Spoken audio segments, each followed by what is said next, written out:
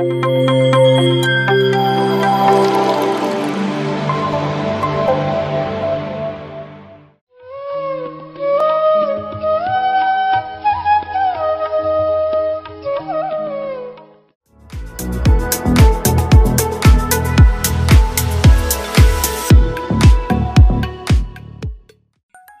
ನಮಸ್ಕಾರ. PMC ಕನ್ನಡ ಚಾನಲ್ಗೆ ಸ್ವಾಗತ. ಮೊದಲಿಗೆ ಬ್ರಹ್ಮಶ್ರೀ ಪಿತಾಮಹಾದ ಪತ್ರಿಜಿಯವರಿಗೂ ಮತ್ತು ನಮ್ಮ ಸ್ವರ್ಣಮಾಲಾ ಅವರಿಗೂ ವಂದಿಸುತ್ತಾ ಇವತ್ತಿನ ನಿರ್ವಾಣ ಫುಡ್ಸ್ ಎಪಿಸೋಡ್ನ ಶುರು ಮಾಡೋಣ. ನಾವಿವತ್ತು ನಮ್ಮ ಪಿರಮಿಡ್ ಮಾಸ್ಟರ್ ಆದ ವೈಷ್ಣವಿ ಅವ್ರ ಮನೇಲಿದ್ದೀವಿ. ಅವ್ರ ಸಂಚಿಕೆ ಅಂದರೆ ನಾನು ಯಾವಾಗಲೂ ಹೇಳ್ತೀವಿ, ಇಟ್ಸ್ ಕ್ಯೂರಿಯಸ್ ಟು ನೋ ಏನು ಮಾಡ್ತಾಯಿದ್ದಾರೆ ಅವರು, ಯಾವ ಥರ ವೆರೈಟಿ ಫುಡ್ ಮಾಡ್ತಾರೆ, ಯಾವ ಥರ ವೆರೈಟಿ ರೆಸಿಪಿನ ಹೇಳ್ಕೊಡ್ತಾರೆ ಅಂತ. ಮೊದಲಿಗೆ ಅವ್ರನ್ನ ಸ್ವಾಗತಿಸೋಣ. ಬನ್ನಿ ವೈಷ್ಣವಿ. ನಮಸ್ತೆ. ಸ್ವಾಗತ ನಿಮಗೆ PMC ಕನ್ನಡ ಚಾನಲ್ಗೆ ಸ್ವಾಗತ, ಮತ್ತೊಮ್ಮೆ ಸ್ವಾಗತ. Thank you. ಹೇಗಿದ್ದೀರಾ? ರಾಮ್. ಓಕೆ, ಇವತ್ತಿನ ವಿಶೇಷ ರೆಸಿಪಿ ಏನು? ಇವತ್ತು ನಾನು ಬಾಳೆ ದಿಂಡಿನಿಂದ ಮೊಸರು ಬಜ್ಜಿ ಯಾವ ರೀತಿ ಮಾಡೋದು ಅನ್ನೋದನ್ನು ತೋರಿಸ್ಕೊಡ್ತೇನೆ. ಓಕೆ, ಸೊ ಶುರು ಮಾಡೋಣ. ಆಗಿದೆ ಬಾಳೆ ದಿಂಡಿನ ಮೊಸರು ಬಜ್ಜಿ ಅಂತ ಹೇಳಿದ್ರಿ. ಸೊ ಇದಕ್ಕೆ ಬೇಕಾಗಿರುವಂಥ ಸಾಮಗ್ರಿಗಳೇನು? ಬಾಳೆದಿಂಡಿನ ಮೊಸರು ಬಜ್ಜಿಗೆ ಬೇಕಾಗಿರುವಂತಹ ಸಾಮಗ್ರಿಗಳು. ಸೊ ಬಾಳೆದಿಂಡಿನ ಹೆಚ್ಚಿ ಇಟ್ಕೊಂಡಿದ್ದೀನಿ.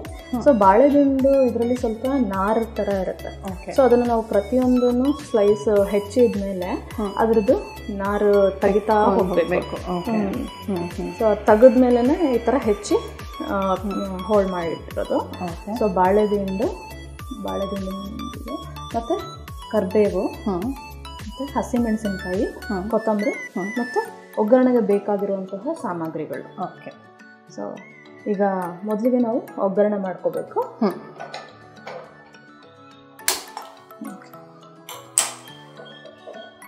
ಒಂದು 2 ಸ್ಪೂನಷ್ಟು ಎಣ್ಣೆ ಹಾಕ್ತಾ ಇದ್ದೀನಿ, ಶೇಂಗಾ ಎಣ್ಣೆ.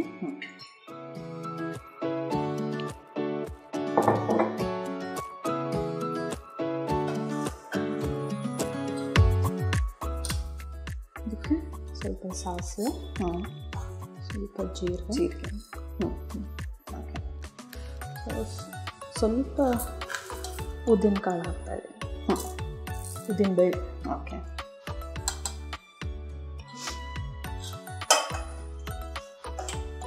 ಸೊ ಇದಕ್ಕಿಂತ ಸ್ವಲ್ಪ ಇಂಗು.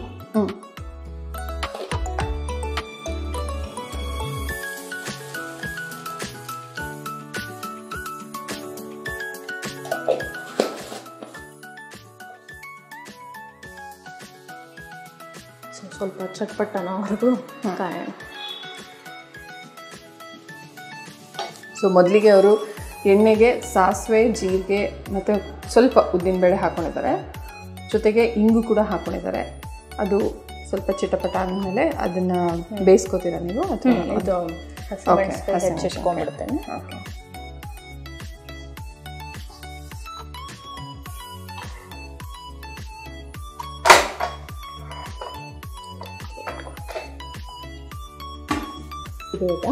ಇದಕ್ಕೆ ನಾನು ಕರಿಬೇವು, ಮೆಣಸಿನ್ಕಾಯಿ ಆಮೇಲೆ ಹಾಕ್ತೀನಿ, ಘಾಟ್ ಆಗುತ್ತೆ. ಸೊ ಇದಕ್ಕೆ ಹೆಚ್ಚಿಟ್ಕೊಂಡಿರುವಂತಹ ಬಾಳೆದಿಂಡು. ಓಕೆ, ಇದನ್ನು ಹಾಕ್ತಾ ಇದ್ದೀನಿ. ಸೊ ಇವಾಗ ನೀವು ಹಾಕ್ತಿರೋದು ಹಸಿ ಇದಲ್ಲ? ಹಸಿದನ್ನು ಬೇಯಿಸ್ತಾ ಇದ್ದೀನಿ.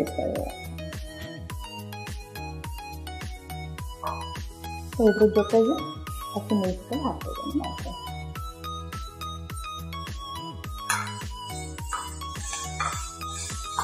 ದಿಂಡು ಅಂದ ತಕ್ಷಣ ಇದೊಳಗೆ ಫೈಬರಸ್ ಅಂಶ ಜಾಸ್ತಿ ಇರುತ್ತೆ. ಫೈಬರ್ ಜಾಸ್ತಿ. ಯೂಶಲಿ ಇದು ಕಿಡ್ನಿನಲ್ಲಿ ಸ್ಟೋನ್ ಇರೋರಿಗೆ ತುಂಬ ಹೆಲ್ಪ್ ಮಾಡುತ್ತೆ. ಸೊ ಇದನ್ನು ಚೆನ್ನಾಗಿ ಫ್ರೈ ಮಾಡ್ತಾರೆ.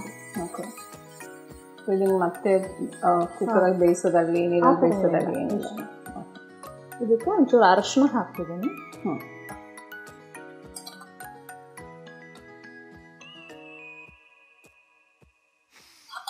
ಸ್ವಲ್ಪ ಉಪ್ಪು.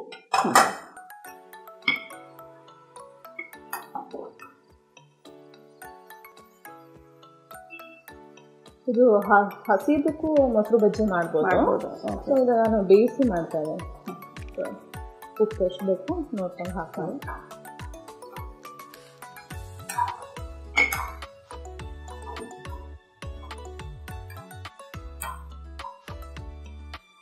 ಇದು ಹಚ್ಕೊಳ್ಳೋದೇ ಒಂದು ಸ್ವಲ್ಪ ಕಷ್ಟ ಅಂತ ಹೇಳೋಕ್ಕಾಗಲ್ಲ, ಸ್ವಲ್ಪ ಸಮಯ ತಗೊಳುತ್ತೆ ಅನ್ಸುತ್ತೆ. ಹೆಚ್ಚಿರ್ತದೆ ಅದು ನಾರನ್ನೆಲ್ಲ ತೆಗೆದ್ಬಿಟ್ಟು ಒಳಗಡೆ ಇರೋ ಅಂಶ ಮಾತ್ರ ತಗೋಬೇಕಾಗುತ್ತೆ. ಸೊ ಪ್ರತಿಯೊಂದು ನಾರು ತೆಗಿತಾ ಇರಬೇಕು.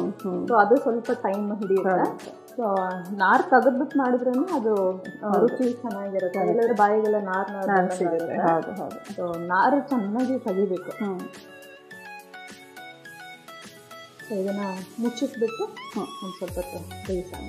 ಓಕೆ, ಒಂದು 2 ಮಿನಿಟ್ಸ್ ಮುಚ್ಚಿಬಿಟ್ಟು ಬೇಯಿಸ್ಬೇಕು. ಓಕೆ.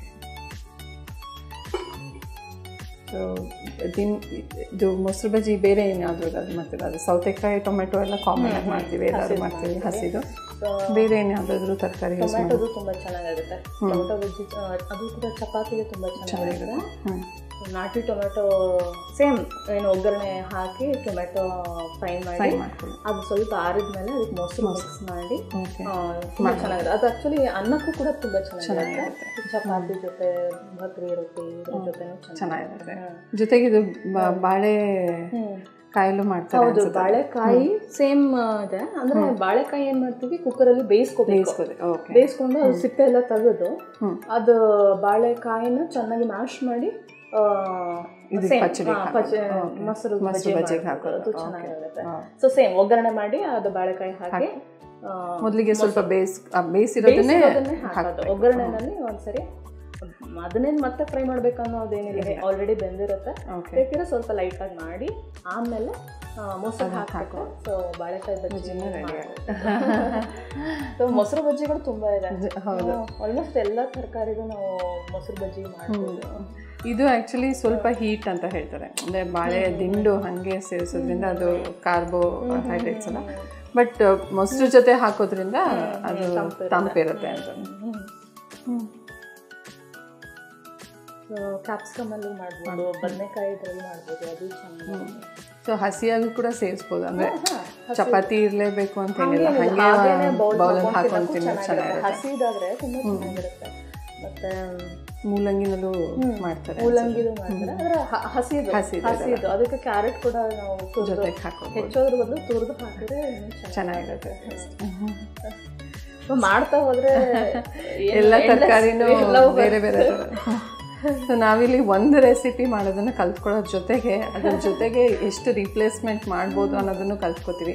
ಇವಾಗ ಅವ್ರು ತೋರಿಸ್ತಿರೋದು ಬಾಳೆದಿಂಡು, ಬಟ್ ಅವ್ರು ಹೇಳೋದು ಬಾಳೆಕಾಯಲ್ಲೂ ಮಾಡ್ಬೋದು, ಕ್ಯಾಪ್ಸಿಕಮಲ್ಲಿ ಮಾಡ್ಬೋದು, ನಾಟಿ ಟೊಮೆಟೊನ ಅಂದರೆ ಇದೇ ಥರ ಫ್ರೈ ಮಾಡಿಕೊಂಡು ಅದಕ್ಕೆ ಕೂಡ ಮೊಸರು ಹಾಕ್ಬಿಟ್ಟು ಬಜ್ಜಿ ಮಾಡ್ಬೋದು ಅಂತ ಹೇಳಿದ್ರು. ಚಪಾತಿ ಜೊತೆನೂ ಚೆನ್ನಾಗಿರುತ್ತೆ, ಅನ್ನಕ್ಕೂ ಚೆನ್ನಾಗಿರುತ್ತೆ ಅಂತ ಹೇಳಿದ್ರು. ಸೊ ನಾವು ಟ್ರೈ ಮಾಡಿದ್ರೇ ನಮ್ಗೆ ಗೊತ್ತಾಗೋದು ಎಷ್ಟು ರುಚಿಕರವಾಗಿರುತ್ತೆ, ಮನೇಲಿ ಮಾಡಿ ತಿನ್ನುವಂಥ ಪದಾರ್ಥಗಳು ಎಷ್ಟು ರುಚಿಕರವಾಗಿರುತ್ತೆ ಅಂತ. ಸೊ ನೀವು ಟ್ರೈ ಮಾಡೋದನ್ನು ಮರಿಬೇಡಿ ವೀಕ್ಷಕರೇ. ಸೊ ಇದನ್ನು ನೋಡೋಣ ಬಂದಿರುತ್ತೆ.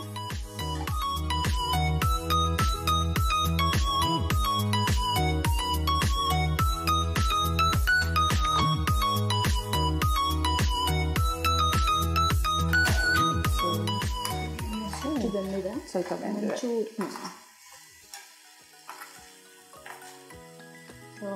ಬೇಯಿಸ್ಬೇಕಾದ್ರೆ ಯಾವಾಗಲೂ ಚೆನ್ನಾಗಿ ಬೇಯಿಸ್ಬೇಕು. ಹೌದು ಹೌದು. ಸೊ ಅರ್ಧಂಬರ್ಧ ಬೆಂದರೆ ಅಷ್ಟು ಚೆನ್ನಾಗಿರಲ್ಲ.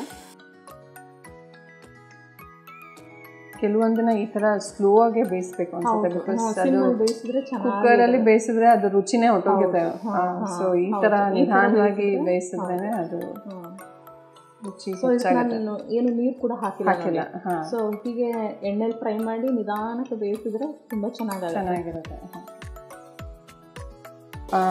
ಮೊಸರಿಗೆ ಡೈರೆಕ್ಟಾಗಿ ಒಗ್ಗರಣೆ ಹಾಕೋದು ಅಷ್ಟೇ. ಹಸಿದು ಹೆಚ್ಚಿಟ್ಕೊಂಡಿರ್ತೀವಲ್ವ, ಅದಕ್ಕೆ ಮೊಸರು ಉಪ್ಪು ಮಿಕ್ಸ್ ಮಾಡಿ ಮೇಲೆ ಒಗ್ಗರಣೆ ಕೊಡೋದು ಅಷ್ಟೇ. ಅದು ತುಂಬ ಚೆನ್ನಾಗಿರುತ್ತೆ, ಅದು ಟೇಸ್ಟ್ ಇರುತ್ತೆ. ಸೊ ಎರಡೂ ಡಿಫ್ರೆಂಟ್ ಟೇಸ್ಟ್ ಅಷ್ಟೇ. ಇದು ಆಲ್ಮೋಸ್ಟ್ ಆಗಿದೆ. ಇದು ಬೆಂದ್ಮೇಲೆ ಸ್ಟವ್ ಆಫ್ ಮಾಡಿ. ಸೊ ಇದು ಸ್ವಲ್ಪ ಕೂಲ್ ಆದಮೇಲೆ ಮೊಸರು ಹಾಕ್ಬೇಕು, ಇಲ್ಲಾಂದ್ರೆ ಒಂದು ಸ್ವಲ್ಪ ಒಡೆದಂಗೆ ಆಗ್ಬಿಡುತ್ತೆ. ಸೊ ಇದನ್ನು ಆಫ್ ಮಾಡ್ತಾ ಇದ್ದೀನಿ. ಸೊ ಇದ್ರ ಮೇಲೆ ಹೆಚ್ಚಿಟ್ಕೊಂಡಿರೋಂತಹ ಕೊತ್ತಂಬರಿನ ಹಾಕ್ತಾ ಇದ್ದೀನಿ.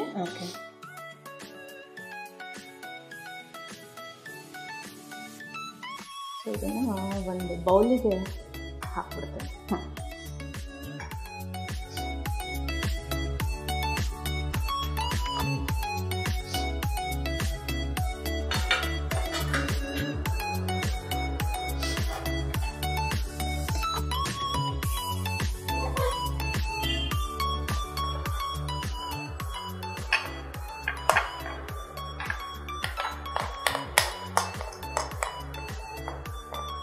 ಅದೊಂಥರ ಎಲ್ಲ ಇಂಗ್ರೀಡಿಯೆಂಟ್ಸ್ ಸೇರಿದ್ರೆ ಅದ್ರಲ್ಲಿ ಘಮನೇ ಒಂಥರ ಖುಷಿ ಕೊಡುತ್ತೆ.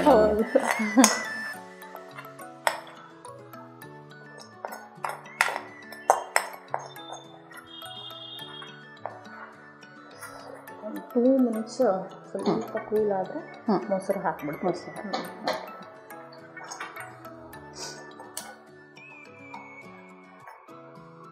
ಇದು ಹಾಗೇನು ಒಳ್ಳೆ ಪಲ್ಯ ಥರ ಅನಿಸ್ತಾ ಇದೆ. ಪಲ್ಯ ಥರ ತಿನ್ಬೋದು. ಮೊಸರು ಅಷ್ಟು ಇಷ್ಟಪಡದೇ ಇರೋರು ಹಾಗೇನೆ ತಿನ್ಬೋದು.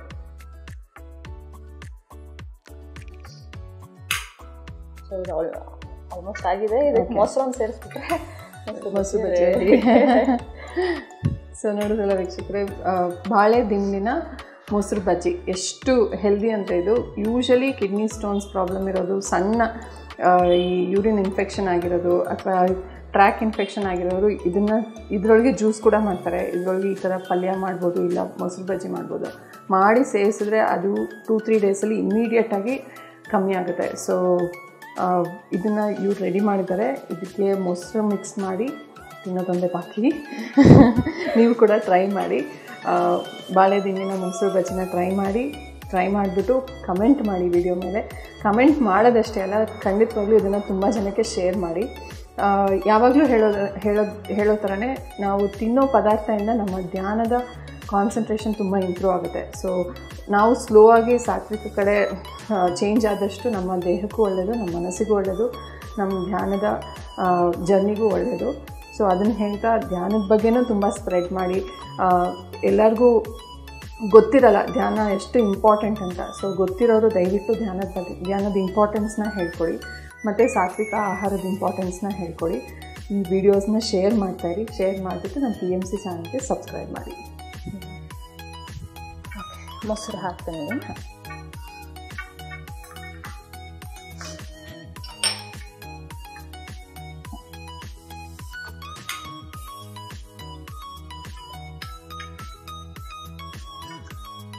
ಇದು ನೀವು ಮನೇಲೇ ಹೆಪ್ಪಾಕಿರೋ ಅಂಥ ಮೊಸರು. ಸೊ ನನ್ನ ಟೇಸ್ಟ್ ಅಂತ ಬಂದಾಗ ಯೂಶ್ವಲಿ ಎಲ್ಲದನ್ನೂ ಮ್ಯಾಟ್ರ್ ಆಗುತ್ತೆ ಅನಿಸುತ್ತೆ. ಮನೇಲಿ ಮಾಡಿರೋದಾಗಲಿ, ಅಂಗಡಿಯಿಂದ ತಂದು ಮಾಡಿರೋದಾಗಲಿ. ಹೌದು,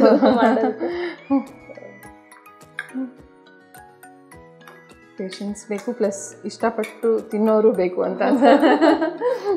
ಯಾಕಂದರೆ ಅದು ನಾವು ಮಾಡಿದ್ದು ಖುಷಿ ನಮಗೆ ಸಿಗೋದು ಯಾವಾಗ ಅಂದರೆ ಅದನ್ನು ತಿಂದು ತುಂಬ ಜನ ಇಷ್ಟಪಡ್ತಾರಲ್ಲ, ಅದನ್ನ ಇಷ್ಟಪಟ್ಟು ಸ್ಪ್ರೆಡ್ ಮಾಡ್ತಾರೆ. ಸೊ ಅಂಥ ಟೈಮಲ್ಲಿ ನಮಗೆ ವಾವ್ ಇಂಥ ಅಡುಗೆ ಮಾಡಿದ್ದೀವಿ ಅಂತ ನಮಗೆ ತುಂಬ ಖುಷಿ ಆಗುತ್ತೆ. ಸೊ ನೀವು ಟ್ರೈ ಮಾಡಿಬಿಟ್ಟು ಕಮೆಂಟ್ ಮಾಡೋದ್ರಿಂದ ವೈಷ್ಣವಿ ಅವ್ರಿಗೂ ಅವ್ರು ಮಾಡಿರೋ ರೆಸಿಪಿ ಬಗ್ಗೆ ತುಂಬ ಖುಷಿ ಆಗುತ್ತೆ. ಅವ್ರಿಗೂ ಇನ್ನೂ ಮೋಟಿವೇಶನ್ ಆಗುತ್ತೆ, ಇನ್ನೂ ಹೆಚ್ಚು ರೆಸಿಪಿಗಳನ್ನ ಜನಕ್ಕೆ ತಲುಪಿಸ್ಬೇಕು ಅಂತ. ಈಗ ಮೊಸರು ಬಜ್ಜಿ ರೆಡಿಯಾಗಿದೆ. ಮೊಸರು ಬಜ್ಜಿ ರೆಡಿಯಾಗಿದೆ.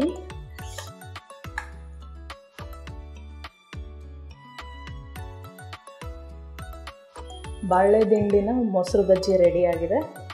Thank you. ಹೇಗಿದೆ ಅಂತ ಹೇಳಿ. ಖಂಡಿತ.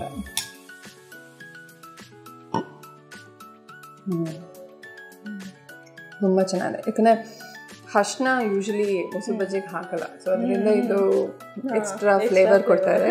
ಪ್ಲಸ್ ಹಿಂಗೆ ಒಗ್ಗರಣೆ ತುಂಬಾ ಡಿಫ್ರೆನ್ಸ್ ಮಾಡ್ತಾಯಿದೆ. ಖಂಡಿತವಾಗ್ಲೂ ಟ್ರೈ ಮಾಡಿಬಿಟ್ಟು ನಮ್ಗೆ ಹೇಳಿ ಹೇಗೆ ಅನಿಸ್ತು ಅಂತ.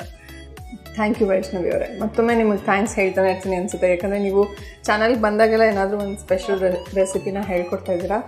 ಸೊ ಇದೇ ನಿಮಗೆ ಮೋಟಿವೇಶನ್ ಆಗಲಿ, ಇನ್ನಷ್ಟು ರೆಸಿಪೀಸ್ನ ನಮಗೆ ಶೇರ್ ಮಾಡಿ. ಅದು ಜಾಸ್ತಿ ಜನಕ್ಕೆ ಸ್ಪ್ರೆಡ್ ಆದಷ್ಟು ನಮಗೆ ಸಾತ್ವಿಕ ಆಹಾರದ ಇಂಪಾರ್ಟೆನ್ಸ್ ಗೊತ್ತಾಗುತ್ತೆ. ಬಿಕಾಸ್ ಧ್ಯಾನ ಮಾಡೋರಿಗೆ ಅದೆಷ್ಟು ಇಂಪಾರ್ಟೆಂಟ್ ಅನ್ನೋದು ನಾವು ಹೇಳಿದಷ್ಟು ಅದು ಜಾಸ್ತಿ ಸ್ಪ್ರೆಡ್ ಆಗುತ್ತೆ. ಸೊ ಮತ್ತೊಮ್ಮೆ ತುಂಬ ಥ್ಯಾಂಕ್ಸ್ ನಮ್ಮ ಚಾನಲ್ ಬಂದಿದ್ದಕ್ಕೆ. Thank you so much. PMC ಚಾನಲ್ಗೂ ನನ್ನ ಹೃತ್ಪೂರ್ವಕ ನಮಸ್ಕಾರಗಳು ಮತ್ತು ಧನ್ಯವಾದಗಳು. ನಮ್ಮೆಲ್ಲರ ಪ್ರೀತಿಯ ಗುರುಗಳಾದಂತಹ ಪತ್ರಿಜಿಯವರಿಗೆ ಮನಸ್ಫೂರ್ತಿಯಾಗಿ ನನ್ನ ಅಭಿನಂದನೆಗಳು, ಧನ್ಯವಾದಗಳು. ನಮಸ್ತೆ. Thank you. PMC Kannada channel ಅನ್ನು ಲೈಕ್ ಮಾಡಿ, ಶೇರ್ ಮಾಡಿ, ಸಬ್ಸ್ಕ್ರೈಬ್ ಮಾಡಿ ಮತ್ತು ಮಾಡಿಸಿ. ಎಲ್ಲರಿಗೂ ಧನ್ಯವಾದಗಳು.